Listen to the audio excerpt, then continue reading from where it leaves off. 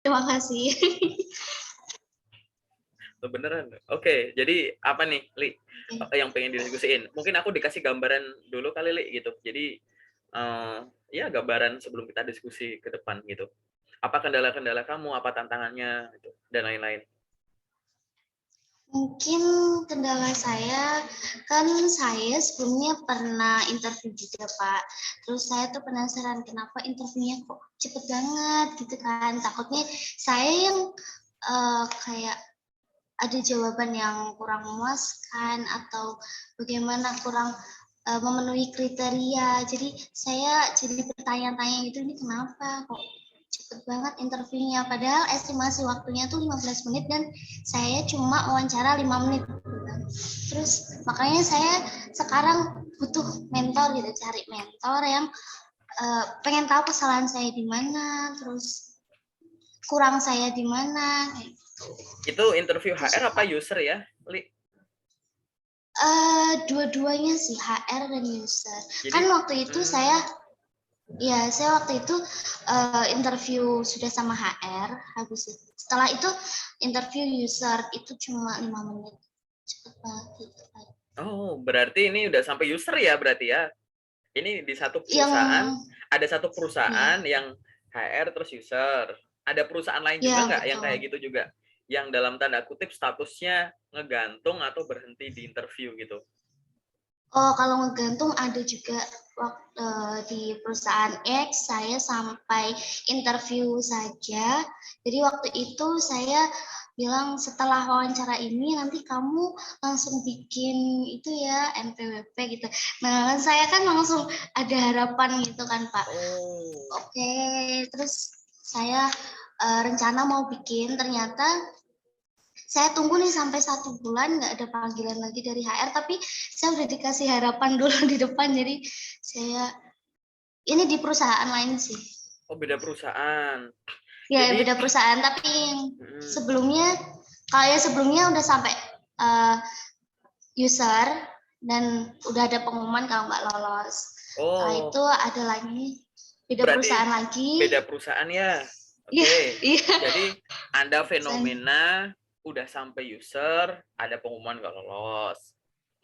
Ada Ya, lagi di perusahaan lain, ada interview lagi, kemudian sudah diberikan info nanti segera bikin NPWP. Itu iya, tapi nggak ada kabar. Terus iya ada tes betul. lagi yang terakhir di suatu perusahaan, HR lanjut ke user, tapi kamu ngerasa aneh, kok user cuma sebentar gitu ya. Dan Iya. jaraknya sampai itu udah kamu tunggu berapa lama yang user itu sampai sekarang gitu? Atau sampai terakhir kamu nunggu deh? Kalau yang user itu keputusannya cepet banget sih, Pak. Jadi cuma 1 hari. Yang sebentar Ini yang 1 hari paling langsung terakhir, dikasih tahu. yang Yang cuma lima paling menit, terakhir. yang cuma 5 menit itu. Iya ya. Iya yang 5 menit itu. Yang cuma 5 menit, kamu cuma dikasih tahu, oh sorry, interview yang cuma 5 menit, kemudian setelah itu 1 hari terus diumumin bahwa kamu tidak lolos gitu. Ya, jadi di hari yang sama, di hari yang sama dikasih kabar langsung lolos kayak gitu. Di hari yang sama. Hari yang sama dengan wawancara. Oh, itu yang kamu ngalami yang terakhir, yang tadi awal pertama Dan kamu cerita bahwa cuma ya, 5 menit itu ya. ya betul. Oke, gitu. Nah, gini, aku pengen tanya yang general dulu ya, Lia, bahwa pada saat kamu menyelesaikan suatu proses interview gitu, terus misalkan aku bilang nanti silahkan ditunggu dulu ya 1-2 minggu ke depan gitu. Kamu bakal nunggu terus habis itu kamu follow up tanyain lagi nggak? Atau yaudah tungguin kalau 2 minggu nggak ada kabar berarti nggak terima gitu. Oh, Kamu nungguin gitu? uh, Apa kamu follow up? Kamu uh, hubungin saya gitu? nunggu aja sih Pak, nggak Nunggu. nge-follow up karena saya takut kalau hal semacam itu tergolong tidak sopan gitu. Jadi saya takut ya udah lebih baik saya nunggu untuk dikabarin aja, nggak usah nge-follow up lagi gitu. Gitu. Misalkan gitu. Nah, terus kalau aku udah nyampein kayak tadi gitu, misalkan, Li, nanti untuk kabarnya silahkan ditunggu ya 2 minggu ke depan. Berarti kamu menunggu sampai 2 minggu gitu ya? Iya, Tuh.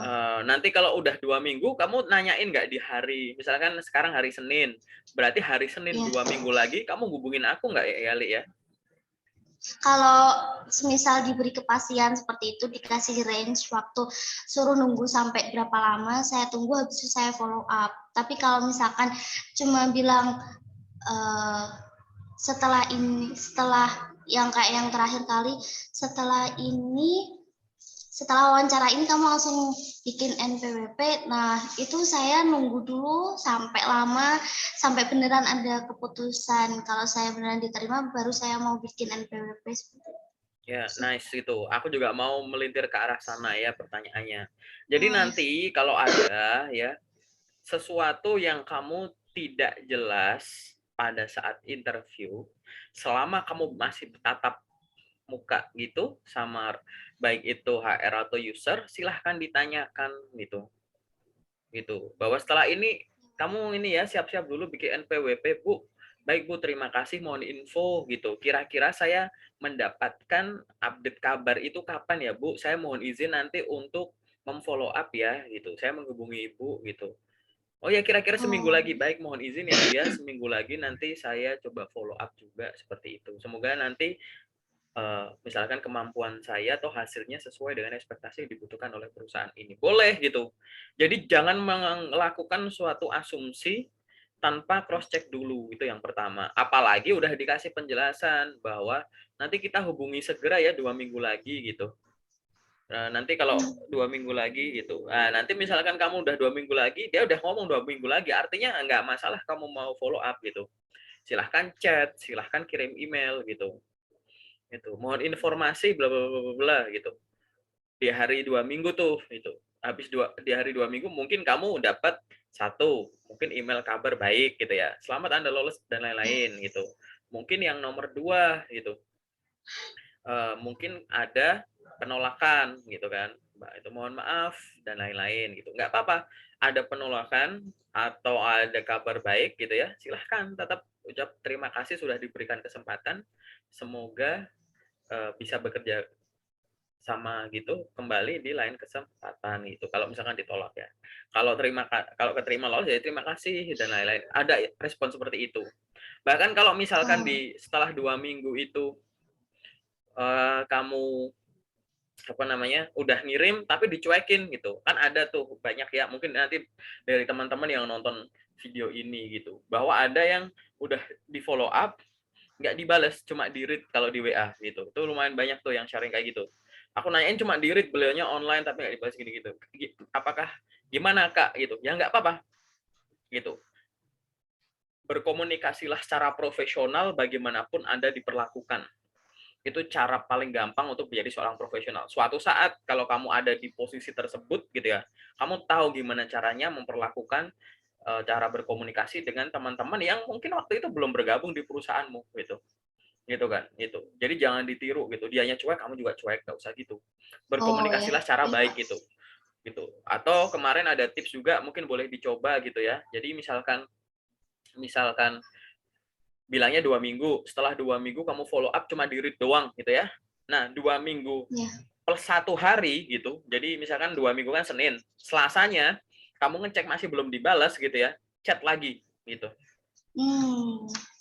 Baik Bu atau baik Pak, terima kasih. Saya ingin mengucapkan sekali lagi terima kasih atas kesempatan yang diberikan terkait dengan tes yang kemarin gitu ya. Gitu. Dikarenakan saya sudah follow up sebagaimana yang kita diskusikan gitu, 2 minggu setelah tes, namun saya belum ada respon gitu ya. Itu saya ingin menyampaikan bahwa terima kasih atas kesempatan yang diberikan. Apabila nanti Bapak garis miring Ibu membutuhkan informasi tambahan terkait dengan kompetensi saya gitu ya, silahkan menghubungi saya melalui nomor ini, email ini atau akun LinkedIn saya ini gitu. Terima kasih dah Oh ya. kirim gitu. Kamu itu closing statement gitu. Jadi ibaratnya kayak tetap kamu kirim udah kirim nih. Kalau Anda masih belum yakin nih silahkan gitu. Udah closing statement kayak gitu nggak usah berharap untuk dibales gitu. Udah gitu. Yang penting Oh ya. kamu inget ya, tingkat komunikasi kamu aja, kualitas komunikasi kamu aja yang kamu perbaiki. Kalau itu nanti Iya. menjadi suatu kebiasaan, maka nanti suatu saat kamu akan punya kemampuan berkomunikasi yang tidak hanya efektif ya, tapi komunikasi yang unik nanti gitu. Definisi unik gimana? Nggak usah aku bahas di sini nanti.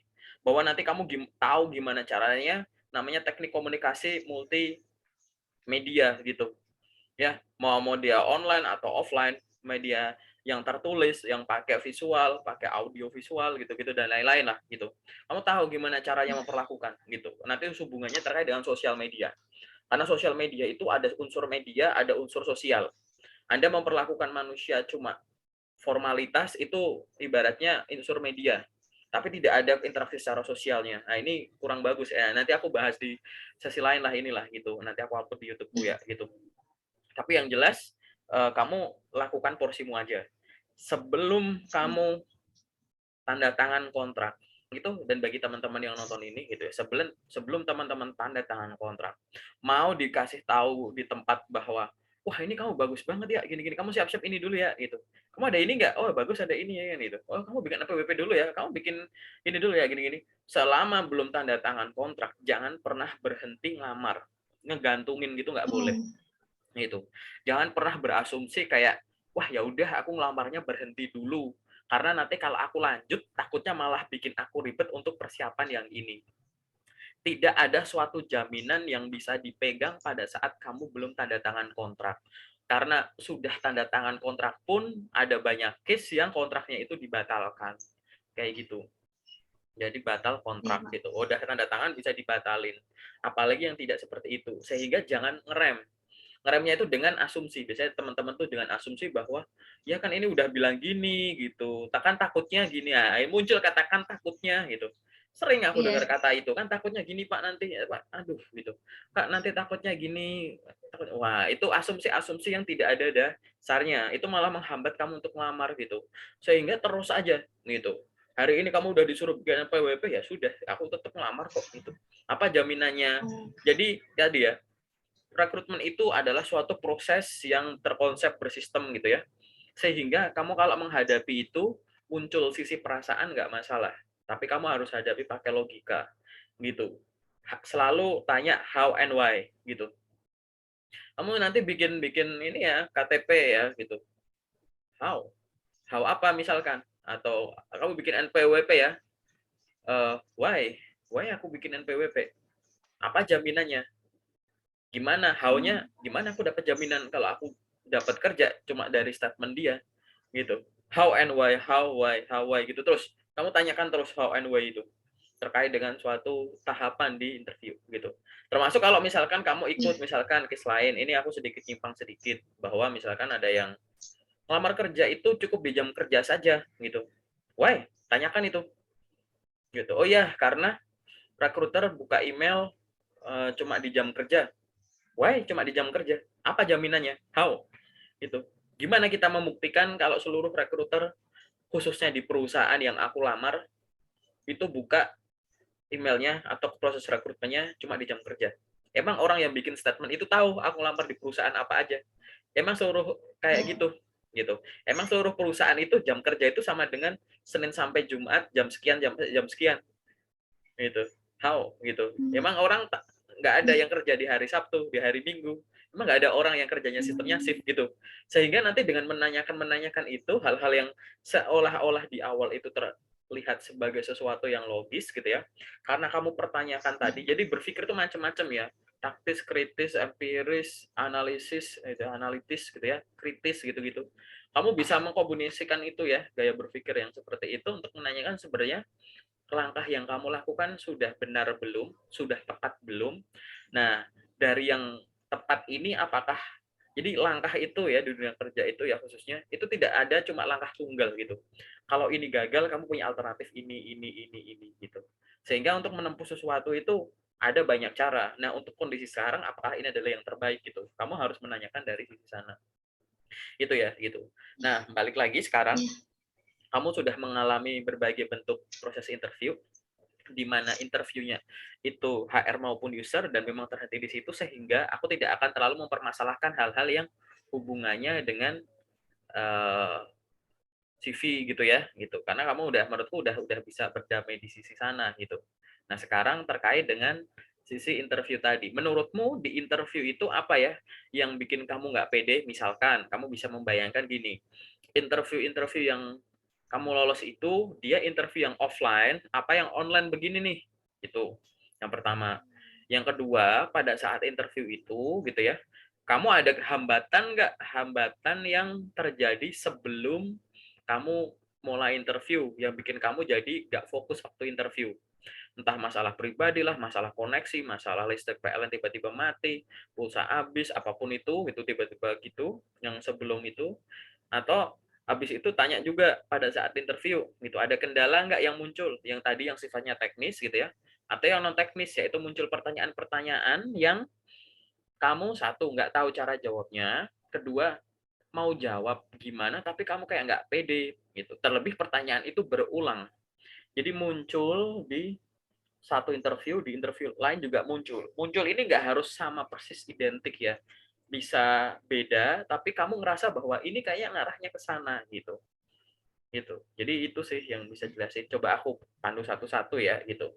Ada nggak kendalanya tadi dari interview-interview tadi dia online atau offline yang kamu lewati?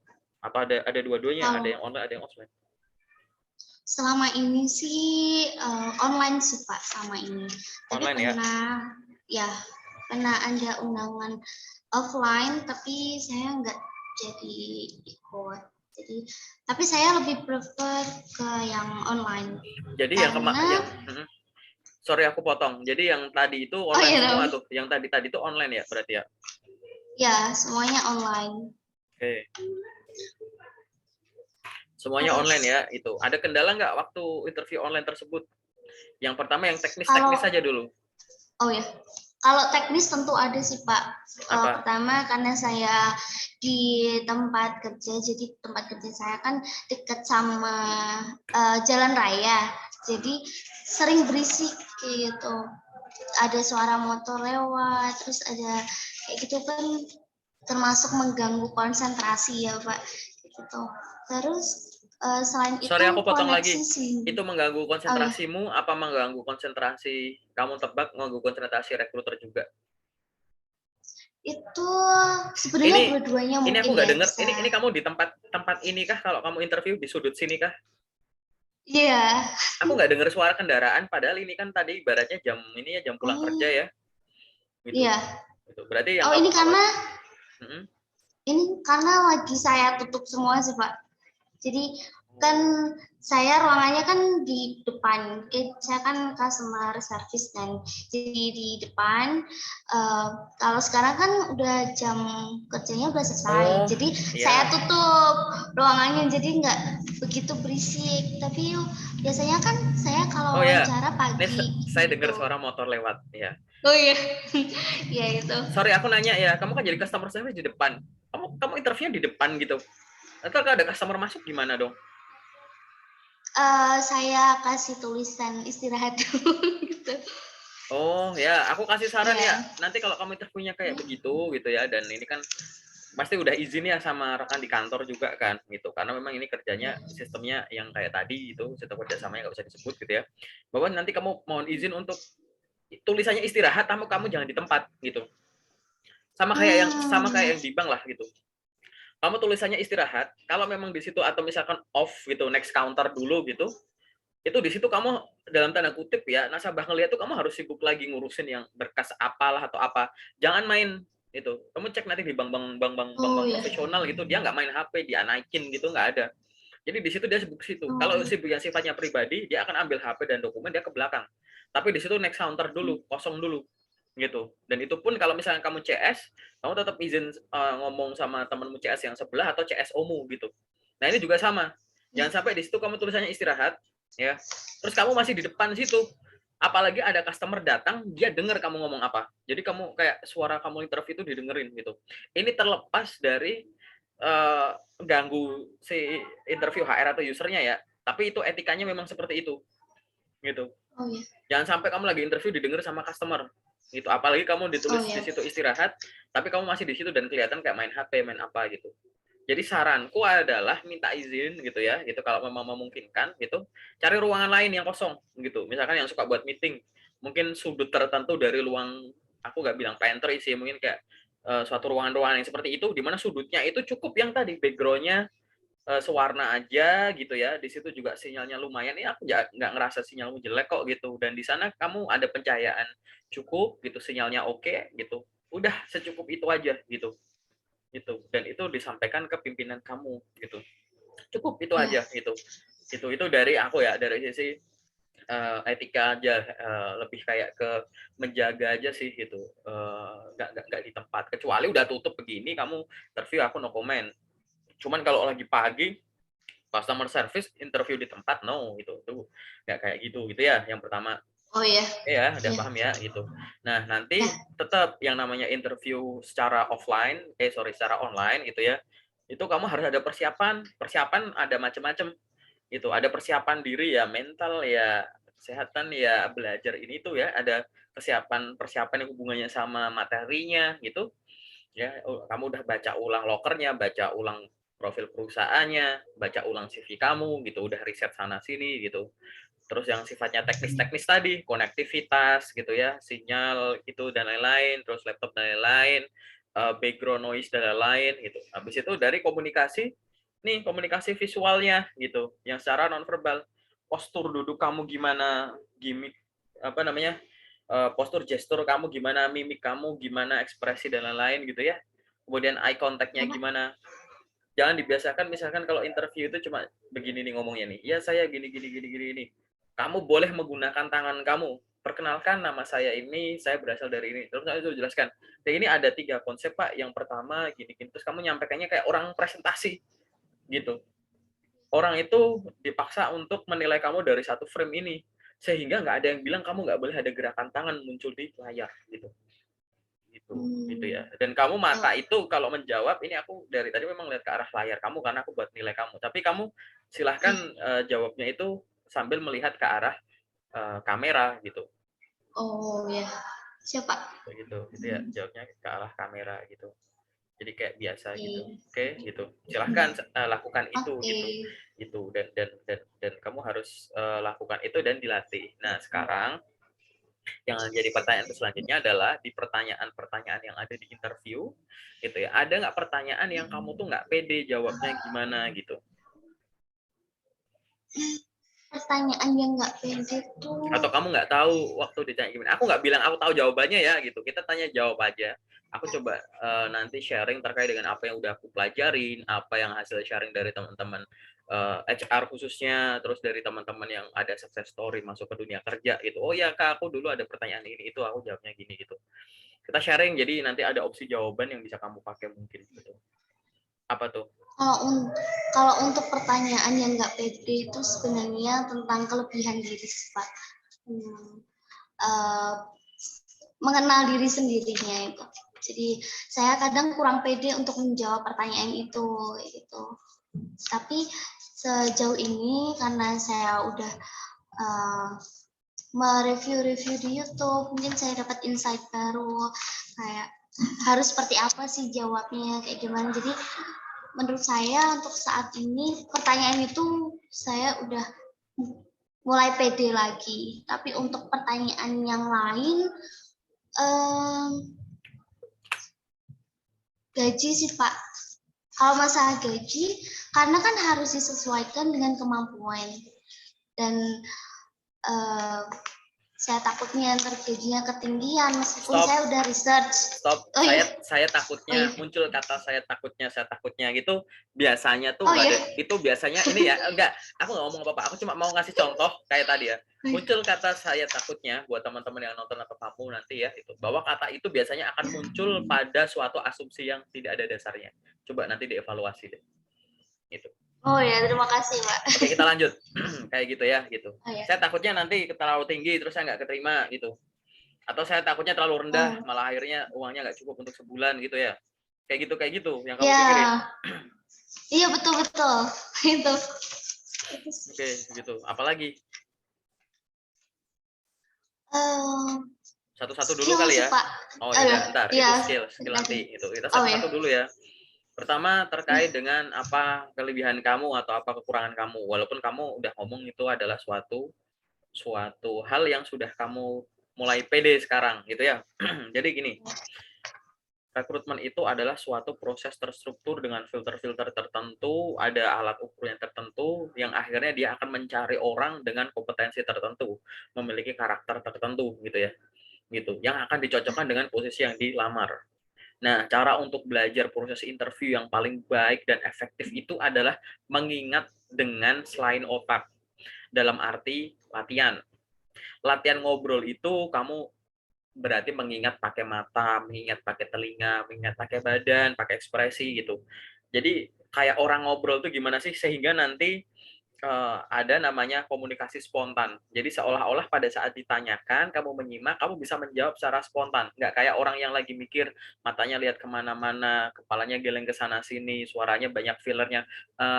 Apa itu Pak namanya? Nah, gitu-gitu. Itu filler-filler kayak gitu nggak ada gitu ya. Sehingga kamu bisa berkomunikasi Iya. secara spontan.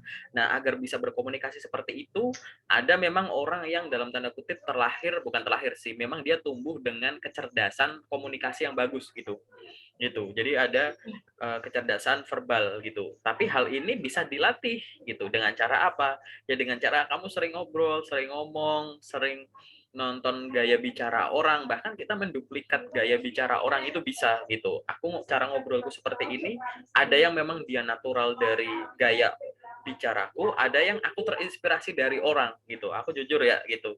Itu aku punya figur-figur yang aku anggap wow, dia tuh public speaking-nya keren gitu dan aku berusaha untuk menggunakan gaya itu dan aku komunikasikan dengan gaya bicaraku. Entah itu di komunikasi yang ya biasa agak santai gitu ya atau di komunikasi yang memang suatu forum atau suatu komunikasi yang memang harus formal gitu. Sehingga kamu tahu gimana caranya. Nah, komunikasi itu tetap tadi balik ada dua, ada yang sifatnya verbal, ada yang non verbal gitu ya itu yang verbal ya macam-macam ya diksi kamu pemilihan kata kamu terus artikulasi aksentuasi dan lain-lain kayak gitu itu kamu nanti browsing dulu ya jenis Iya, Pak. komunikasi verbal itu gimana begitupun komunikasi non verbal itu macam-macam tadi aku bilang postur kamu jadi gimana caranya posisi duduk kamu gitu ya gitu mau begini apa begini apa begini gitu apa gesture kamu gitu jadi kamu ngomong kayak begini nih gitu atau kamu gunain tangan kamu gitu. Apa bedanya kalau kamu ngomongnya gini gitu, gitu. Kamu ngomong Anda gitu ya. Terima kasih akhirnya saya bertemu Anda gini atau terima kasih akhirnya saya bertemu Bapak, terima kasih saya akhirnya bertemu Ibu atau terima kasih akhirnya saya bertemu Bapak gitu. Kamu milih yang mana gitu. Kayak begitu. Ya gitu. Terus maupun apa misalkan eye contact gitu ya, gitu. Ekspresi kamu gimana gitu. Iya.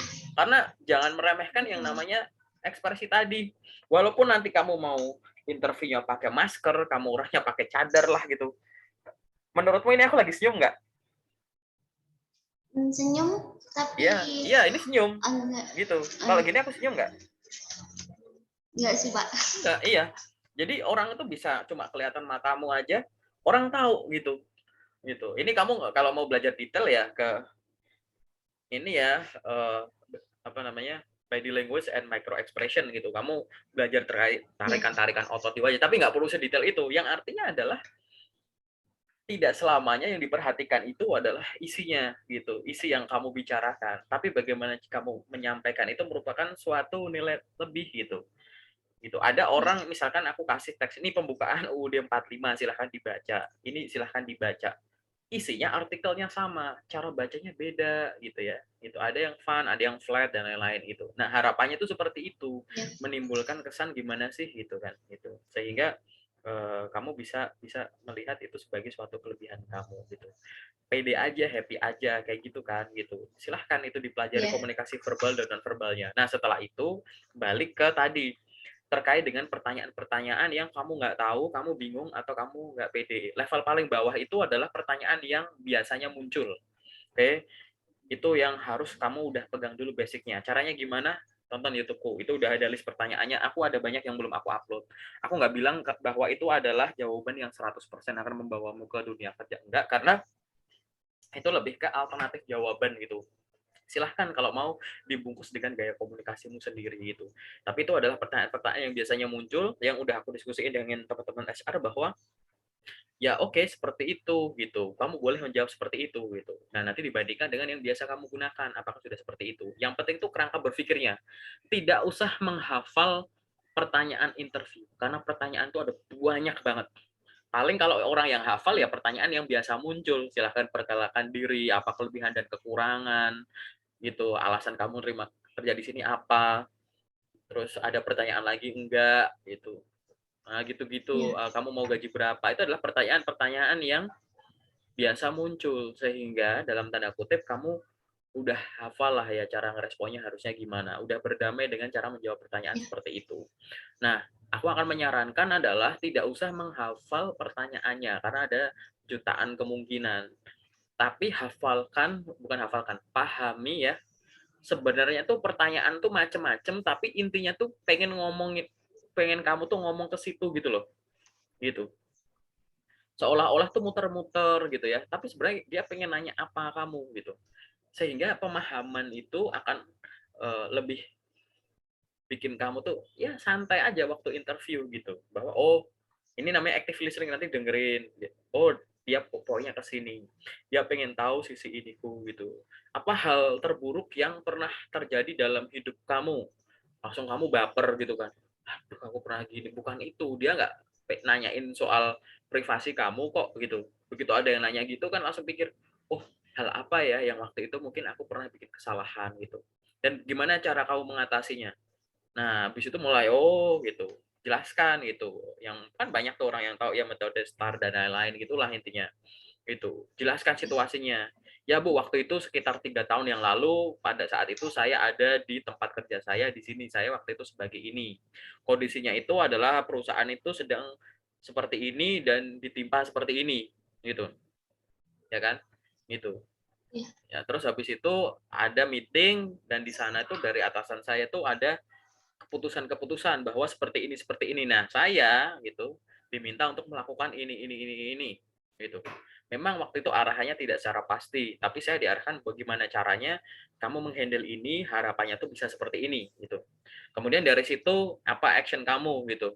Nah, setelah itu saya melakukan seperti ini, Pak, gitu. Saya melakukan ini berdasarkan pengetahuan dan kemampuan saya yang bedanya sama ini, saya lakukan, ada yang saya lakukan sendiri, ada yang sama tim gitu, dan itu bisa kita evaluasi. Dan memang di tengah itu tidak semuanya saya paham, saya tahu, karena misalkan ini adalah hal yang baru sebenarnya untuk kita semua, sehingga kalau misalnya saya nggak tahu saya akan diskusi dengan atasan atau sama tim saya gitu. Dan ini saya lakukan dengan pergerakan-pergerakan yang tadi termonitor, dan kalau saya nggak tahu saya akan cari tahu dari sumbernya dan lain-lain gitu, sehingga hasilnya waktu itu memuaskan gitu. Kendalanya ini mampu dihilangkan, diminimalisasi tanpa adanya kerugian dari sisi finansial perusahaan dan lain-lain. Nah, gitu. Jadi kamu kronologis ceritanya. Jadi tenang. Orang yang interviewnya nggak tenang itu orang yang biasanya mungkin buru-buru pengen cepat selesai.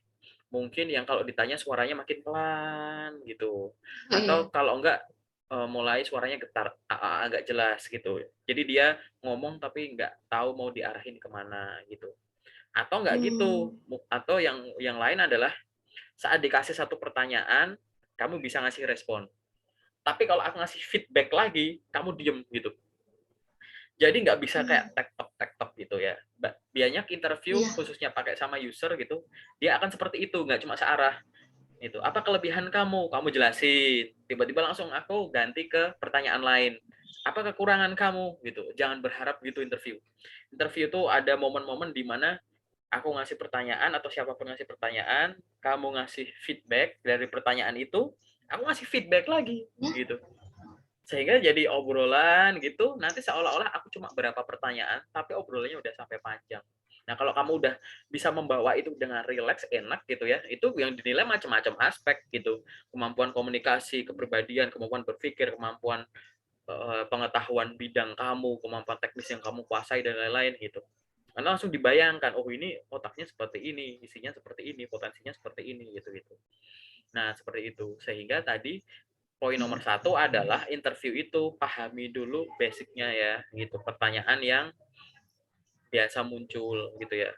Kalau browsing Iya. banyak kok, banyak alternatif gitu. YouTube boleh, sama yang lain boleh. Ingat nggak ada bener salah, yang ada tuh nanti setelah kamu coba dengarkan beberapa alternatif jawaban, nanti kamu akan ngerasa bahwa oh saya akan pakai pola yang seperti ini gitu. Jadi kalau kamu belajar terkait satu hal dari banyak sumber, nanti kamu akan muncul pola bahwa di sana tuh apa sih maksud dari pertanyaan ini, apa yang pengen dia tahu gitu. Silahkan perkenalkan diri gitu. Itu orang itu pengen tahu pengalaman profesional kamu, apa pengen mengulik kepribadian kamu. Saya namanya saya ini, saya bisa dipanggil ini, makanan kesukaan saya ini, minuman kesukaan saya ini. Saya anak pertama dari sekian bersaudara, bapak saya seorang ini, ibu saya seorang ini gitu. Apakah akan mengulik soal keluarga seperti itu gitu? Apa dia mengulik hal-hal yang sifatnya profesional aja? Saya merupakan lulusan jurusan ini dari universitas ini dengan IPK sekian. Saya memiliki total pengalaman kerja selama sekian tahun sebagai ini. Nah, hal-hal semacam ini yang bisa kamu latih gitu ya. Memang paling gampang belajar interview itu adalah cari banyak sumber, pahami benang merahnya, habis itu latihan. Latihan interview gitu. Latihan itu ada dua. Ada yang latihan yang bisa kamu lakuin sendiri gitu, latihan ngomong sendiri, record sendiri, dengerin sendiri gitu. Gitu. Atau sama teman gitu. Kamu pasti punya teman di dunia kerja kamu, teman kampus pasti juga banyak gitu, dan aku yakin mereka bisa meluangkan waktu gitu ya. Itu yuk kita belajar bareng Ya. gitu. Dengan latihan seperti itu, nanti ada latihan yang dalam tanda kutip anggap aja suatu tes interview itu juga latihan buat kamu gitu. Ya kan?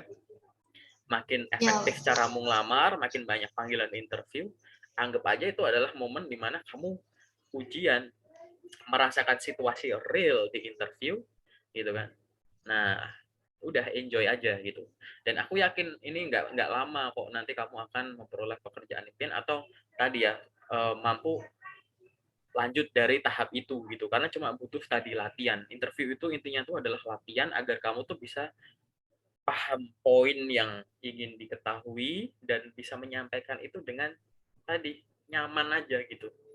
Itu intinya tuh interview cuma Ya. itu, karena pada dasarnya kan cuma mencari karakteristik kamu ya, gitu ya, sama kualifikasi itu klop enggak gitu. Tuh intinya tuh seperti itu sih gitu. Jadi kalau untuk pertanyaan apa kekurangan dan kelebihan, ya ini aku kasih generalnya aja, walaupun nanti tonton di video ada gitu ya, bahwa dia ingin tahu Ya. dua hal gitu. Yang pertama, kesadaran diri kamu gitu. Kamu sadar nggak punya kekurangan dan kelebihan gitu. Sadar nggak apa kekurangan kamu gitu. Orang itu harus memiliki kesadaran diri dulu terhadap kekurangan dan kelebihannya. Kalau nggak sadar, ya gimana mau dikoreksi gitu. Ibaratnya tuh kayak kamu sadar nggak ngotorin ruangan. Kalau tiba-tiba aku tegur, kamu nggak punya kesadaran diri, kamu marah gitu kan itu. Atau kayak Ya. nggak gitu. Untung ada yang negur, ditegur aja marah. Ini kalau nggak ditegur, jadinya dia kayak gini terus itu. Kamu kalau ditanya apa kelebihan dan kekurangan, dia tuh ingin melihat dua hal. Pertama, kamu sadar nggak punya kesadaran diri nggak? Ini loh kelebihan saya, ini kekurangan saya. Itu yang pertama. Yang kedua adalah setelah menyadari apa kekurangan dan kelebihan kita, apa yang kamu lakukan dengan keduanya itu. Jadi kayak kamu sadar gak punya kelebihan? Apa yang kamu lakukan dengan kelebihan kamu yang hubungannya dengan dunia profesional gitu. Gitu kan. Itu pengembangan dirimu untuk menjadi seorang profesional. Begitupun kamu sadar nggak kekurangan kamu apa? Gitu kan. Gitu. Nah, dengan menyadari kekurangan itu apa yang kamu lakukan agar kekurangan kamu ini dalam tanda kutip mungkin bisa dikurangi lah atau bisa dihilangkan atau bisa kamu kasih solusi gitu ya agar tidak mempengaruhi dunia profesionalmu gitu. Malah kalau bisa kekurangan ini dalam tanda kutip kamu balik jadi suatu kelebihan yang bisa kamu jual gitu. Nah, caranya itu seperti itu. Banyak kok alternatif-alternatif jawaban yang bisa kamu sampaikan. Mau kamu menyampaikannya secara kronologis boleh gitu ya. Gitu. Hal-halnya juga sama. Kelebihan atau kekurangan kamu boleh menyampaikan yang sifatnya technical skill apa soft skill gitu. Apa kekurangan kamu gitu. Kekurangan saya adalah sekarang saya kebanyakan orang kan akan menjawab bahwa saya orangnya pelupa saya sehingga membawa buku catatan gitulah. Itu jawaban Ya. template dari se-Indonesia kayak gitu kebanyakan ya itu. Atau saya orangnya kurang bagus dalam angka sehingga saya bawa kalkulator kemana-mana gitu. Jadi kayak itu adalah jawaban template yang memang boleh menjawab seperti itu gitu. Namun kalau semakin banyak yang menggunakan jawaban itu, takutnya itu nanti kamu menghafal saja. Jadi akhirnya kalau ada pertanyaan susulan dengan jawaban seperti itu nanti kamu bingung gitu. Gitu. Saya orangnya pelupa sehingga saya bawa buku catatan gitu. Oh iya, mana buku catatannya boleh lihat nggak kayak gitu. Ternyata nggak ada gitu. Gitu. Atau misalkan saya orangnya pelupa sehingga saya bawa buku catatan terus aku Waktu itu aku pernah nanya kayak, apa yang kamu catat terakhir gitu. Dia nggak bisa jawab. Emang ada yang kamu catat? Kalau ada, apa yang kamu catat terakhir? Masa yang paling terakhir juga lupa sih? Gitu. Kapan kamu terakhir nyatat? Gitu. Enggak ada itu loh. Jadi jangan anggap pertanyaan itu adalah sesuatu yang penting udah terpenuhi aja, yang penting kejawab aja gitu. Enggak gitu. Kita banyak possibility. Mungkin ke pertanyaan selanjutnya, mungkin itu digali lebih dalam lagi kan gitu. Sehingga tadi yang kamu pelajari itu paham maksudnya apa, sehingga nanti kalau pindah ke pertanyaan selanjutnya atau itu digali lebih dalam, nggak ada masalah. Karena saya yang mengalami itu dan kamu bisa menyampaikan ini secara pede gitu. Gitu. Dan pede itu harus ya gitu. Karena kamu harus pede dengan ya CV-mu dan kemampuan kamu. Kalau kamu nggak pede dengan diri sendiri, gimana aku bisa pede sama kamu gitu. Intinya itu sih gitu. Ya, itu tadi terkait Ya, dengan Pak. apa kelebihan dan kekurangan kamu dan lain-lain. Terus tadi kamu sempat nyinggung ke arah skill ya. Apa terkait skill yang kamu nggak pede? Pertama skill komunikasi tentunya. Soalnya saya paling komunikasi dengan orang-orang yang sama. Meskipun saya seorang customer service, tapi kan pertanyaannya kan sama terus ya Pak. Jadi yang diasah tuh bahasannya sama terus. Jadi untuk bahasan yang lain saya kurang, kadang masih tersendat-sendat gitu kalau ngomong. Seperti itu sih. Oke, nggak masalah gitu. Komunikasi itu bisa dipelajari dari banyak aspek, dari banyak lingkungan, dari banyak tempat gitu ya. Gitu. Ada orang yang tadi ya punya kecerdasan komunikasi yang dalam tanda kutip ya dia udah bangun dari dia masih kecil mungkin sering berdebat, sering ikut lomba, sering ini itu, sering ikut di banyak komunitas gitu, di mana kita tidak mendapatkan itu sampai dengan usia kesekian gitu. Jadi bahasanya itu kalah start gitu. Jadi startnya tuh kalah gitu. Tapi jangan cuma mikirin kalah start gitu, lebih ke frekuensinya. Kamu interaksi sama orang, cuma orang-orang di kantor aja. Ini ada orang nih, mungkin komunikasinya lebih jelek dari kamu, tapi dia jago buka pertemanan, nongkrong di sini punya teman baru, nongkrong di sana punya teman baru, sehingga dia komunikasinya di mana aja. Ngomong iya, presentasi iya, lewat chat iya, lewat online begini iya gitu. Sehingga dia tadi, dan itu dia lakukan secara rutin. Itu namanya menempa diri gitu.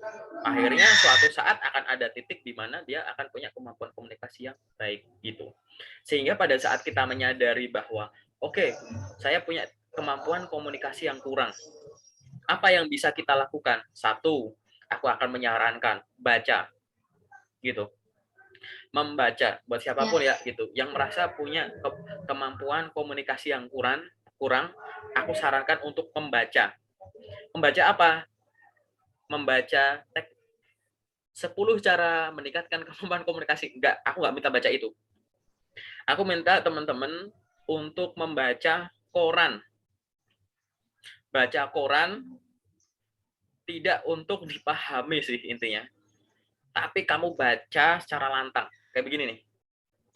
Gitu. Oh iya. Tulis di sini. Media Indonesia, Harian Kompas, apa gitu. Terserah koran apapun media cetak. Tampilannya akan muncul di depan kamu. Setelah itu coba kamu baca secara lantang seolah-olah kamu pembaca berita.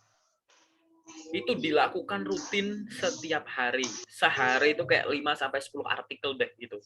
Kayak orang aneh ngomong sendiri nggak masalah. Ngomong gitu. Terus kamu ngerasa kayak kemampuan bahasa Inggrisku kurang bagus. Baca. Jangan baca koran tapi kalau bahasa Inggris. Kamu baca terkait dengan uh, apa ya, kayak cerita-cerita keluarga gitu yang bahasa Inggrisnya tuh levelnya masih ringan gitu. Iya. Gitu. Dongeng-dongeng gitu. Baca. Baca aja dulu. Ntar yang kamu nggak tahu pengucapannya gimana baru cari tahu. Intinya tuh baca, tapi intinya dalam bahasa Indonesia dulu kan. Karena kan komunikasi yang harus kamu kuasai ya bahasa asli kamu gitu ya. Karena gini, kemampuan komunikasi itu ada dua. Jadi ada yang dia itu, jadi gini, tidak dipengaruhi oleh kamu menguasai bahasa itu apa enggak gitu. Gitu. Jadi ada kemampuan komunikasi yang tidak ada batasan bahasa. Buktinya bahasa Indonesia. Banyak kok orang Indonesia bisa berbahasa Indonesia, tapi kalau disuruh public speaking, bingung. Kalau dikasih pertanyaan, ada ide nggak? Coba sampaikan, bingung. Karena yang jadi masalah bukan bahasanya, tapi kamu nggak ada ide ngomongnya. Nah itu loh, orang yang ada ide ngomong, pasti otaknya tuh kaya. Kekayaan di otak tidak mungkin hanya ya diperoleh melalui pengalaman pribadi. Pasti ada dari pengalaman orang, tulisan-tulisan artikel orang, buku orang, gitu, nonton video orang gitu. Sehingga itu akan mengendap tuh di kepala gitu. Gitu. Jadi orang kalau mau ngobrol itu harus ada tadi ide itu. Ini termasuk kemampuan komunikasi yang tidak dipengaruhi oleh bahasa, tidak ada language barrier. Walaupun nanti ada juga komunikasi yang ada keterbatasan dari si bahasa. Nah, maksudku yang dasar-dasar aja. Hanya dengan kamu mampu berbahasa Indonesia, di interview pakai bahasa Indonesia pasti lancar, belum tentu. Atau kamu public speaking atau presentasi apa di depan banyak orang, kamu langsung lancar tahu mau ngomong apa, belum tentu. Intinya kan kuasai materi. Nah ini loh, karena kita nggak tahu materinya apa, ngobrol sektor apa sampai apa, baca koran itu aja. Mungkin seolah-olah di awal itu untuk apa? Memperbaiki pemilihan katamu, diksi kamu. Nih, senam lidah, senam mulut, senam otak tuh. Nanti kamu sadar nggak sadar, baca koran, difokusin aja untuk biar kamu membaca aja. Sambil didengerin enak nggak? Tapi lama-lama otak kamu mikir, oh ada ini ya di sini ya. Oh ternyata ini baru udah. Jadi kalau akhirnya lama-lama kamu mempelajari isi koran itu gitu. Gitu. Coba aja deh gitu. Ini cara yang harus dibuktikan ya buat kamu atau teman-teman yang nanti nonton sampai ke menit kesekian. Bahwa kalau kamu pengen belajar ngomong, tipsku nomor 1 adalah baca koran secara lantang. Ditarget, bukan banyak-banyakan, tapi rutin. Tapi ya bukan berarti satu artikel udah gitu, enggak gitu. Sehari berapa kamu ulangin waktu 15 menit baca koran, itu baca aja gitu. Bla bla bla bla bla. Jadi nanti mulut tuh bisa gerak terus gitu. Nanti karena kalau dengan hanya membaca, otak itu akan langsung nyusun sendiri itu. Oh ternyata ada berita ini ya, ternyata ada berita ini. Oh ternyata kalau nyampein ini tuh urutannya tuh gini gini. Sesuatu itu kamu lakuin aja dulu, baru nanti hafal polanya, sama kayak ibadah lah gitu. Gitu. Kadang tuh kan kita misalkan kayak buruan kamu ini dulu, sholat dulu. Kalau kamu pertanyakan aneh gitu. Kadang kita harus imani dulu, percaya dulu. Habis itu kamu lakuin, nanti lama-lama kayak ada oh iya ya harus gini. Nah, itu sama intinya, logikanya tuh sama. Kayak gitu ya, gitu. Bahwa tadi gitu. Nah, itu nanti lama-lama kamu akan tahu gimana caranya satu berkomunikasi secara formal, setengah formal atau informal, non formal secara langsung. Berkomunikasi secara gini, ada namanya digital body language gitu. Jadi kamu akan berkomunikasi dan dalam tanda kutip memaksa orang menilai hanya melalui satu frame ini. Gitu kan. Atau nanti kalau ketemu langsung gitu. Gitu. Nah, itu nanti kamu akan terbiasa atau komunikasi dengan tadi topik yang kamu kuasai atau topik yang kamu nggak kuasai gitu. Di interview, kamu daftarnya soal sales and marketing, yang ditanya adalah kemarin kamu skripsi kamu soal apa, silahkan diceritakan gitu. Padahal kamu jurusan pertanian gitu. Kayak mikirnya kayak apa hubungannya nanyain skripsi sama aku daftar sales gitu. Gitu. Di situ kamu pasti nggak tahu hubungannya gitu. Gitu. Ini contoh-contoh interview yang kayak bingung gitu ya. Kenapa kamu ditanya itu? Karena tadi itu spontanitas, terus kamu tuh kerangka berpikirnya gimana dan lain-lain. Dan itu harus dibentuk dengan cara praktek gitu ya. Gitu. Jadi ini aku ngomong koran ini adalah salah satu cara cepat ya biar kamu terbiasa berkomunikasi secara formal dengan pihak manapun, orang dengan pangkat seperti apapun, usia berapapun gitu ya. Asal itu adalah suatu komunikasi yang sifatnya formal gitu, maka cara paling gampang adalah membaca koran secara lantang. Lantang itu bukan untuk semua orang lain itu dengar, tapi minimal telinga mendengar dari mulut terdekat gitu. Intinya tuh itu akan memaksa kamu mengingat tidak hanya dengan otak gitu. Itu nanti kemana-mana bahasanya itu ada psikologi dan lain-lain gitu. Jadi biar kamu ngingatnya tuh tidak cuma dengan otak, dengan telinga, dengan mata, dengan mulut kamu, lidah kamu, badan kamu gitu. Dan nanti kalau kamu rutin, lihat aja nanti dipraktekin dulu. Kalau udah rutin terus kamu interview itu beda nanti bawaannya.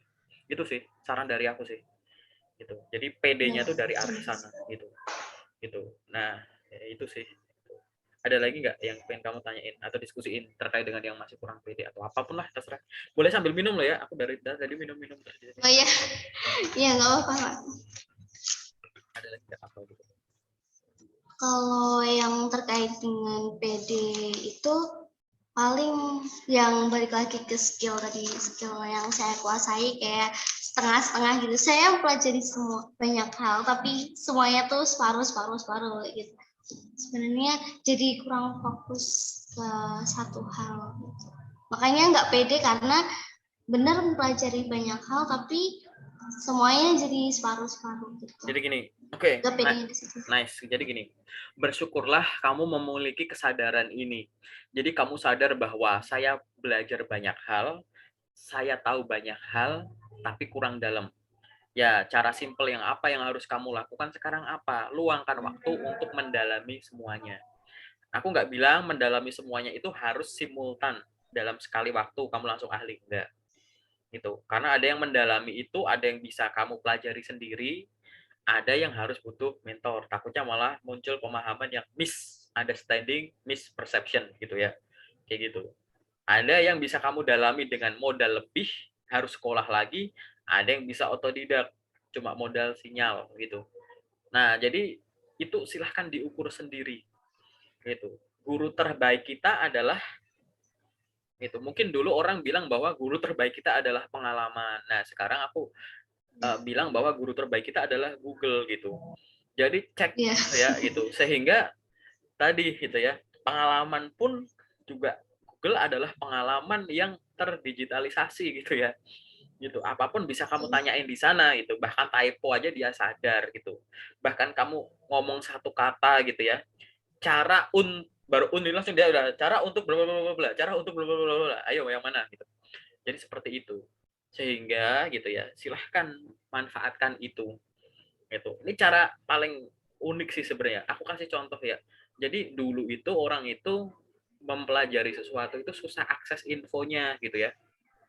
Sehingga dia akan senang banget memanfaatkan yang namanya perpustakaan gitu. Karena susah nyari akses perpus gitu-gitu kan. Itu. Makanya bisa dilihat bahwa orang-orang yang sekarang di level yang wow itu pasti orang-orang yang hobi baca atau dia jago nulis buku gitu kan gitu. Tapi kita udah dimanjakan bahwa banyak buku yang udah ada e-booknya, banyak hasil tulisan dan pemikiran mereka yang udah jadi artikel-artikel pendek, mungkin sudah dikonversi jadi suatu konten TikTok, konten YouTube gitu ya, yang lebih mudah untuk dinikmati sambil rebahan gitu ya, untuk generasi rebahan bisa gitu ya, sambil guling-guling di kasur lah, sambil bersantai gitu-gitu bisa. Cuman masalah ada kemauan nggak ke arah sana gitu kan. Itu kita kan yang paham cara belajar kita tuh kita gitu ya. Ini contoh satu hal paling simpel yang aku alami sendiri kan, kamu udah wah follow IG ku gitu ya. Kamu tahu kan di IG ku isinya kolam renang, which is aku tuh Iya. hobi renang gitu ya. Percaya nggak kalau aku belajar renang itu dari YouTube gitu. Serius, aku nggak punya coach, aku nggak punya Oh. trainer, aku belajar renang dari nol sejak tahun 2013. Guruku cuma satu, YouTube gitu. Kok akhirnya aku belajar dari YouTube karena aku keren? Enggak. Karena gara-garanya aku baca artikel ini itu akhirnya aku sadar bahwa aku tuh tipe anak, ini aku pribadi ya, aku tipe anak yang tipe belajarnya tuh visual gitu. Akhirnya aku sadar aku tuh tipe visual. Jadi kayak aku harus mengamati dulu, oke, kayak begini ya, oke, aku coba praktekin. Nah, aku mikir tuh, kok tadi bisa gitu, gimana ya, kok aku praktekin nggak jadi ya, tonton lagi terus gitu. Jadi sejak tahun 2013 itu dari nol gitu, karena aku ngerasa 2013 itu aku kuliah semester 4 gitu ya. Mungkin dulu-dulunya juga ada SMP, SMA pelajaran renang, tapi menurutku gagal sih guruku ngajarin aku atau bikin aku tuh senang sama olahraga itu, walaupun itu tuh jadi buat penilaian gitu, cuman kayak bentar minggir gitulah, kayak ini hampir tenggelam gitu. Tapi aku mulai ada keinginan ke arah sana gitu kan, terus aku belajar dari YouTube serius. Nonton, praktek, mikir. Jadi nonton, praktek, mikir. Kok gagal tadi gimana gitu ya. Aku harus cari videonya yang tampak depan, tampak atas, tampak samping, tampak bawah, terus mikir gitu kan. Akhirnya tadi bener aku menyadari bahwa oh teknik belajar itu tuh memang visual itu. Akhirnya aku lakuin secara rutin 1 tahun lah gitu. Pertengahan 2014 aku udah bisa semua gaya gitu dengan lancar. Hanya dengan YouTube gitu.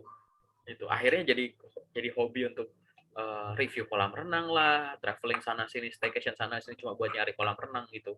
Nah, bukan masalah aku mau pamer jalan-jalannya ya gitu. Cuman tadi loh, kamu tuh harus memahami diri sendiri. Kamu tuh harus berdamai sama dirimu sendiri. Aku tuh tipe orang yang belajarnya gimana sih? Oh, aku tuh tipe audio yang harus jelasin orang ngomong aku dengerin. Silahkan. gitu. Gitu. Aku tipenya yang kinestetik lah misalkan kayak gitu boleh. Aku audio visual boleh, atau visual kayak aku gitu boleh gitu. Aku full visual, aku nonton YouTube misalkan suaranya aku matiin, aku baca kan ada teksnya gitu ya, penjelasannya sama ini. Oh ya udah aku bisa bayangin gitu. Kamu harus memahami cara belajarmu gimana dan kamu tuh enjoy belajar itu seperti apa gitu. Nah, habis itu fokus gitu. Kalau waktunya belajar ya belajar, waktunya bekerja bekerja gitu. Jangan waktunya main buat belajar, seolah-olah kamu lagi nongkrong sama teman bawa buku, wah gitu, enggak gitu. Kalau main ya main aja gitu, kalau kerja kerja aja gitu, kalau belajar belajar aja gitu. Jadi fokus nanti dan dijadwalin, coba dibiasakan terkonsep gitu. Terkonsep tuh nanti akan ke bawah sampai sekarang gitu. Misalkan aku sekarang sambil kerja gitu kan, aku ada waktu untuk lamar kerja tuh cuma dari jam 6 sore misalkan sampai jam 9 malam. Habis itu aku harus tidur. Ya udah 6 tekan 7 8 9 3 jam. Selama 3 jam aku target setiap hari, pokoknya selama seminggu atau 2 minggu ke depan aku harus ngelamar 10 lowongan sebelum aku tidur gitu. Kamu tetapin angka gitu. 10 ini misalkan 5 dari website resmi perusahaan, 5 dari LinkedIn gitu. Pokoknya aku harus cari dulu. Dah, baru aku tidur atau baru aku lakuin hal yang lain. Kalau belum aku nggak tidur. Itu men-challenge diri sendiri dan membentuk keteraturan dan menghilangkan apa? Ya galau. Karena apa? Pergerakanmu jelas. Kalau kamu sibuk melakukan sesuatu, khawatir itu nanti. Ya. Tapi kalau nggak ada kesibukan, hari ini ngelamar banyak atau hari ini belajar banyak, besok enggak gitu, besok mager cuma buka sosmed stalking orang gitu, ya tidak muncul keteraturan, ya tidak ada yang dipelajari nantinya gitu, ya kan itu. Tapi kalau kamu udah biasa komit sama diri sendiri, nanti kamu tidak akan jadi penunda, kamu tidak akan jadi pengeluh karena harimu tuh padat. Orang yang kegiatannya padat pasti tidak ada waktu untuk mengeluh gitu, karena aku lagi sibuk. Ngeluh itu ya macam-macam sumbernya. Meratapi diri sendiri, membandingkan diri kita dengan orang lain yang udah ada hasilnya dan kebetulan kelihatan dan ngerasa bahwa ini toxic, aku harus tutup account nih. Nah, gitu. Hilang Instagramnya, hilang ininya. Kenapa hilang? Ya Kak, Instagram isinya toxic, orang pamer kerjaan, aneh ya gitu. Orang itu jadi kayak begitu loh. Ya jangan sampai itu ya, kayak gitu. Nih keanehan-keanehan yang muncul yang kamu tuh tidak menemukan penyebab utamanya gitu. Salah analisis tuh kayak gitu. Gitu. Merasa bahwa oke, cara terbaiknya aku harus menghindar dari sosmed, enggak gitu. Gitu. Kalau kamu anggap pisau itu bahaya, apa enggak ada pisau di dapurmu gitu. Kan enggak. Kan intinya pisau tetap ada tapi aku pakai untuk peruntukannya kan. Kayak gitu. Ya sama kayak gitu. Itu juga sama gitu. Kalau kamu cuma mikir negatif-negatifnya tuh di rumah nggak ada colokan listrik. Karena ini bikin potensi kesetrum nih. Nggak boleh ada colokan listrik gitu. Atau di rumahku nggak boleh ada instalasi listrik gitu. Kalau mau negatif thinking pakai logika tadi ya gitu. Di rumah nggak boleh ada instalasi listrik karena berpotensi bikin aku tersengat gitu. Kan aneh. Jadi akhirnya kamu undang PLN terus ngomong meternya dilepas aja udah gitu. Apa bakal gitu kamu yang kamu lakuin? Kan enggak.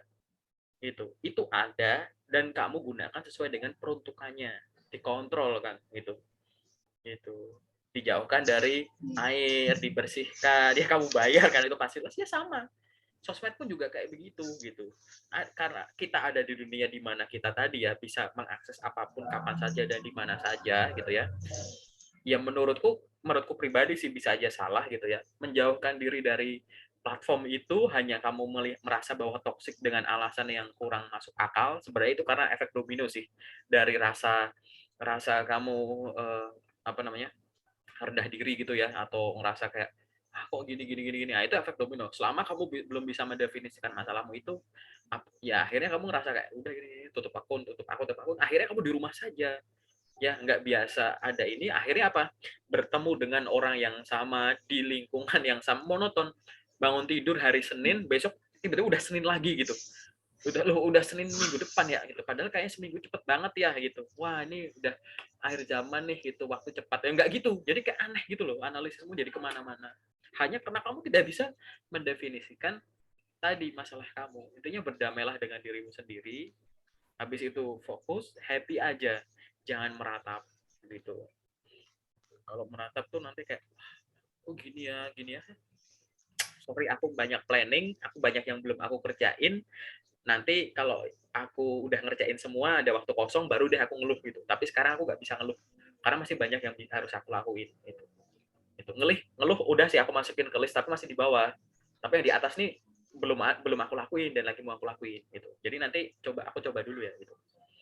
Selama orang masih bisa melihat kamu itu punya potensi, selama masih ada orang yang percaya kalau kamu bisa gitu, jangan pernah berhenti mencoba gitu. Udah coba.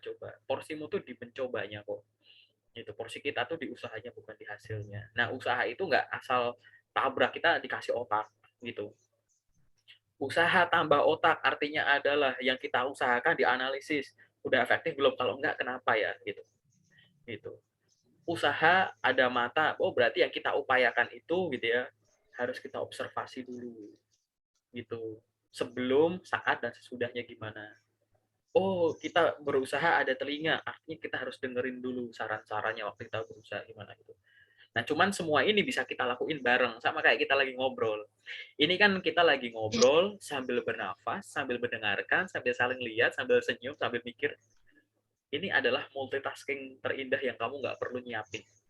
Kan udah dikasih hadiah kan ibaratnya gitu. Kan kamu nggak capek kan ngobrol sama aku gini, karena tadi. Iya. Kenapa kok kita ngobrol ini bisa nyaman, ringan gitu ya? Karena tadi sistemnya udah jalan. Sistem pernafasan, sistem peredaran darah, sistem pendengaran gitu ya, sistem penerimaan sinyal gitu. Bukan kita yang mikirin, udah dikasih gitu loh.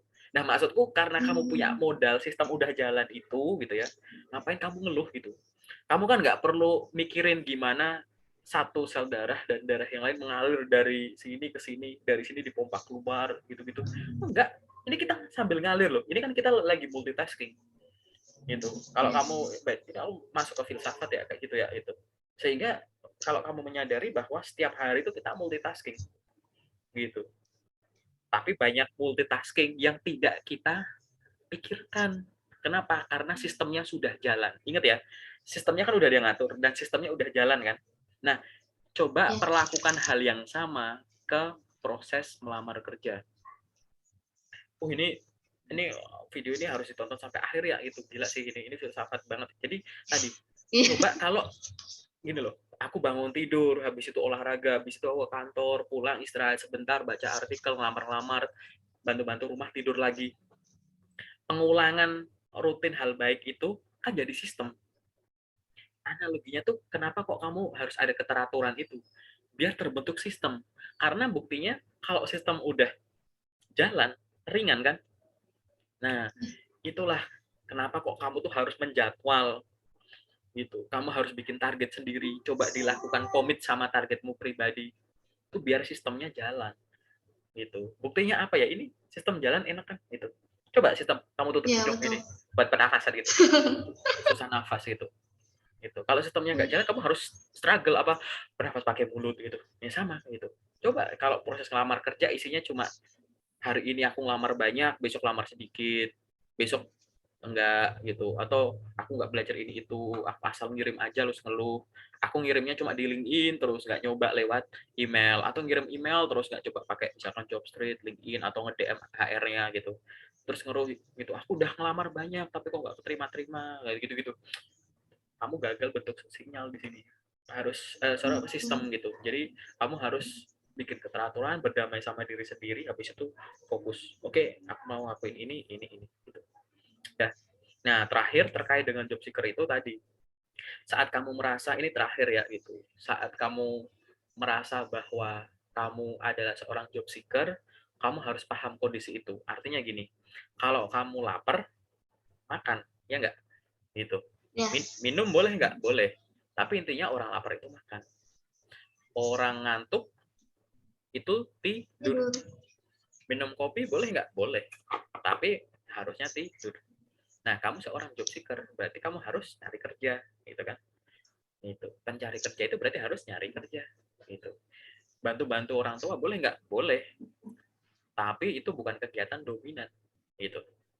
Ya nggak? Hmm. Mencari kerja tidur boleh nggak? Boleh.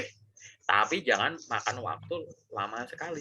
Gitu. Bahkan dosenku ada yang bilang kalau kamu masih jadi job seeker atau kamu juga masih jadi mahasiswa juga gitu ya, jangan habisin waktumu untuk tidur gitu. Lu korbanin waktumu untuk belajar. Itu dosenku tuh yang bilang di kampus gitu. Rugi kamu kalau kayak gitu. Begitupun tadi, kalau kamu jadi job seeker, ikut webinar boleh nggak? Boleh. Tapi jangan sampai webinarmu menyita waktumu sampai berjam-jam, padahal selama berjam-jam itu kamu bisa gunain untuk melamar kerja gitu. Gitu. Nah, tapi sekarang kan kamu kan posisinya lagi kerja nih gitu. Dan kamu job seeker. Yang artinya adalah anggap aja ini waktu tidurmu, ini waktu kerjamu. Nah, pasti kan kamu ada waktu sisa gitu. Iya. Nah, waktu sisanya ini ya kamu gunain sebagai seorang job seeker harusnya ngapain. Jangan sampai waktu sisa yang karena ini nggak bakal aku otak-atik ya gitu. Aku biasanya tuh bilang sama teman-teman 24 jammu dikurangin waktu tidur, dikurangin waktu bantuin orang tua. Dah, sisanya berapa? Nah, sisanya itu yang dimaksimalkan untuk cari kerja. Jadi kegiatan dominan di periode itu ya untuk cari kerja gitu. Kak, tapi aku butuh istirahat karena aku kerja, nggak masalah gitu. Coba bikin keteraturan kayak 2 jam per hari aja buat ngelamar gitu, atau 1 jam untuk lamar, 1 jam untuk belajar gitu, pasti nanti hasilnya beda gitu. Itu sih gitu. Ada lagi nggak yang pengen ditanyain?